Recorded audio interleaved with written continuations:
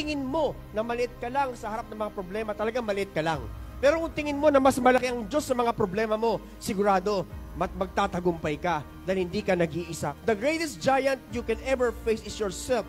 Conquer yourself. Ang pinakamahirap na kalaban, walang iba kundi ang iyong sarili. Di po nakita nung 10 espiya na na abandoned yung lugar, nakita nila yung mga higante. Kami sa mga kapatid, ang nakikita lagi natin yung mga negative. Hindi natin nakikita yung opportunity. Amen? That if they conquer the land, they will reap the fruit of the land. So maybe you are in the land of the giants, pero don't forget we have a bigger God. Mas malaki ang Diyos. Mga kapatid, we are facing a lot of giants in our life. But take courage.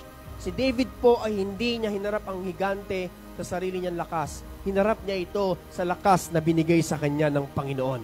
Amen? Kasabi po sa Bible, not by might, nor by power, but by the Spirit, says the Lord. Naniniwala po ako, lahat po tayo, may mga miracle need po tayo sa bawat araw ng ating buhay. Will it be in your family? Will it be in your finances? Will it be in your health? Diba, there's a lot of miracle needs. Pero maniwala ka, the Bible says, nothing is impossible to those who believe. Ang nais po ng Diyos na kahit na hindi maganda yung nakikita mo, we live by faith and not by sight.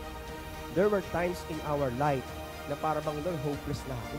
Lord, ginawa ko na lahat ng solusyon, pero walang nangyari. Diba? At mananalangin nga, Lord, bahala na po kayo.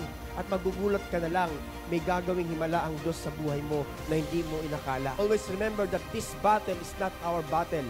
This battle is the Lord's. Ang laban na ito ay laban ng Diyos. Amen? Hello, thank you for watching this video and I hope you are blessed with God's message. And we are encouraging you to support the ministry of Legacy Generation na makikita nyo po sa screen po ninyo. And always remember that in Christ, you are blessed and highly favored.